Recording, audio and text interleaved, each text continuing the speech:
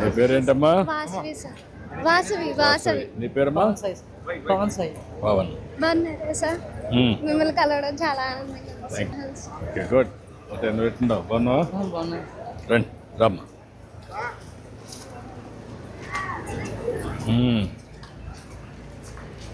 నువ్వు టీసీఎస్లో పనిచేస్తున్నావు కదా? ట్రైనింగ్ కింద వర్క్ చేస్తాను. ట్రైనింగ్ కింద పని చేస్తున్నావు. ఎంసీఏ చేస్తున్నాను సార్. ఏదమ్మా?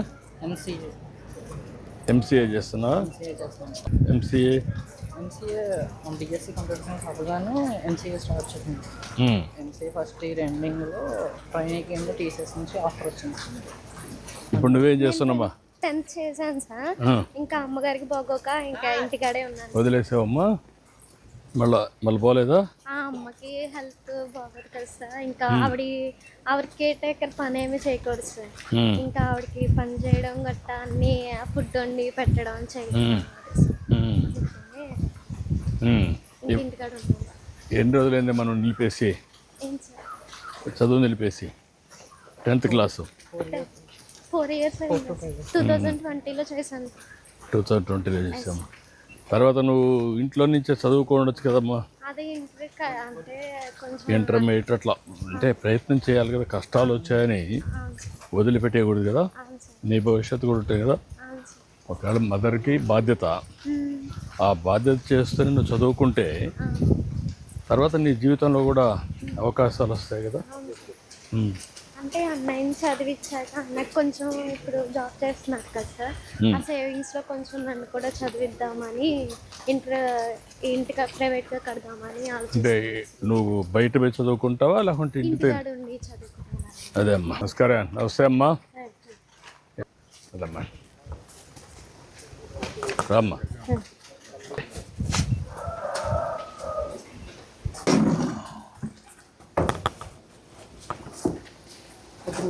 రండి, కూర్చోమ్మా. కూర్చో. ఏంటమ్మా ఎట్లున్నావు? అంతా కుటుంబం అంతా బాగా సహకరిస్తున్నారు కదా నీకు? ధైర్యంగా ఉండు. ధైర్యంగా ఉంటే ఫేస్ చేసావు. ఇంతవరకు కంట్రోల్లో పెట్టుకొని ముందుకు పోతున్నావు. అంతవరకు బాగా చేసావు. ఇంతవరకు అంటే ఆ పెన్షన్ వల్లే బతుకుతున్నాను. అదేమ్మా, ఆ పెన్షన్ వల్లే నా పిల్లలకి, నా మందులకి, సార్చికి వాటికి పెన్షన్ వల్లే బతుకుతున్నాను. ఇప్పుడు నువ్వు బాగా చదువుకున్నావు కదా, ఎంసీఏ అవుతుంది. తర్వాత ఏంటి ఎట్లా నీ ఉద్యోగం?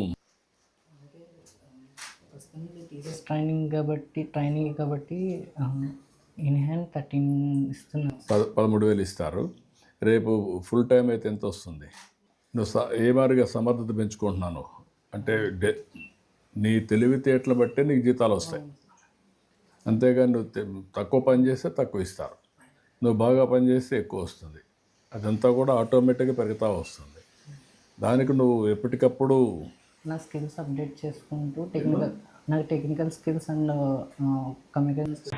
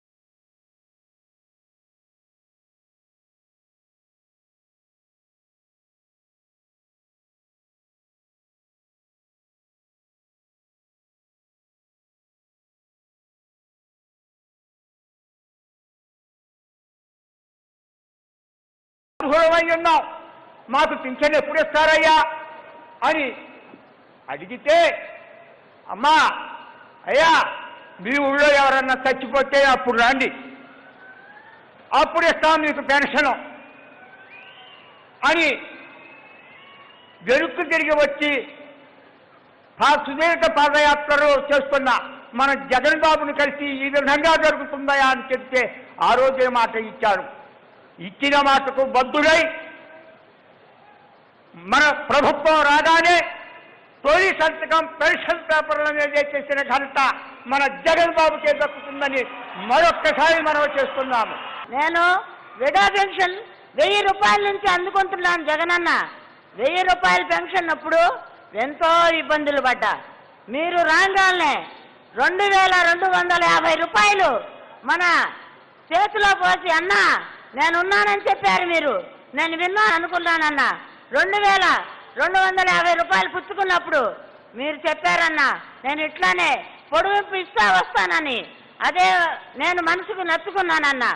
ఆ పెన్షన్ అన్నా నేను అందుకునేటప్పుడు 1000 రూపాయలు అప్పుడు ఎన్నో కష్టాలు పడి పంచాయతీ ఆఫీస్ చుట్లు తిరిగి ఈ రోజు వెళ్తే అవుతుందో లేదో టిఫిన్ చేసి వెళ్ళాలా, కడుపు నిండి అన్నం తిని వెళ్ళాలనే దుశక్తి ఉండేదన్న ఆ రోజుల్లో.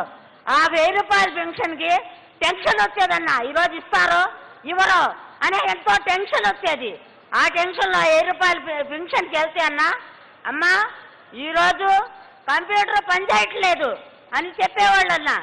అమ్మ ఇంకొక రోజు వెళ్ళేవాళ్ళం, అన్న అమ్మ ఈరోజు మేలు ముద్రలు పడతలేదని చెప్పేవాళ్ళన్నా. మళ్ళీ ఒక రోజు వెళ్ళేవాళ్ళమన్నా, ఈరోజు మీటింగ్ ఉందమ్మా మా ఆఫీసులో 3 కాడ నుంచి రండి అని చెప్పేవాళ్ళన్నా. సరే అట్లానే 4 రోజులు పోతే 5వ రోజు 5 రోజులు కూలి మానుకొని వెళ్ళేవాళ్ళం. ఒకరికొకరు సహాయంగా అక్కడే ఉండి పరిచయాలు చేసుకొని, నా పేరు వస్తే పిలువమ్మా అన్నం తిని రాలేదు నేనని అక్కడే పరిచయాలు చేసుకొని చెప్పి వెళ్తే, మళ్ళీ వెళ్తే పేరు వెనక్కిపోయిద్దమ్మా అని చెప్పి బస్సులున్న రోజులు ఉన్నాయన్నా. ఎన్నో ఇబ్బందులు పడి మంచినీళ్ళు కూడా లేవన్నా. 5వ రోజుకి కష్టాలు పడితే 7వ తారీఖు 7 గంటల వరకు ఉండేవాళ్ళన్నా. లాస్ట్ రోజు ఆ 4 రోజులు 5 గంటలకు టైం అయిపోయిందని పంపించేవాళ్ళన్నా. ఆ తర్వాత 5వ రోజు 7 గంటలు దాకుండి పెన్షన్ ఇచ్చేవాళ్ళు. ఆ కష్టాలు పడి ఆ 1000 రూపాయల పెన్షన్కి టెన్షన్తో ఉంది. ఆ రోజు శుభం రానివ్వండి అశుభం రానివ్వండి, ఆ శుభానికి వెళ్ళాలా, ఈ 1000 రూపాయల పెన్షన్ వదులుకోవాలా అనే టెన్షన్తో ఉండేవాళ్ళం. 1000 రూపాయల పెన్షన్ వదులుకుంటే నేను డోకరా కట్టుకోలేను, 5 రోజుల నుంచి పొలం వెళ్తలేదు అనే టెన్షన్ కూడా మనసులో ఉండేది అన్న. ఆ టెన్షన్ లేకుండా వాలంటరీ ద్వారాగా వాలంటరీ వచ్చి ప్రతి ఇంటికి మా ఇంటికి తలుపు తట్టి, అమ్మా మేమున్నామని ఇచ్చి 2250 రూపాయలు తలుపు తట్టి మా దోచుట్లో పోస్తున్నారన్న. దోచుట్లో పోస్తే జగనన్న దోచుట్లో కనబడుతున్నాడన్న.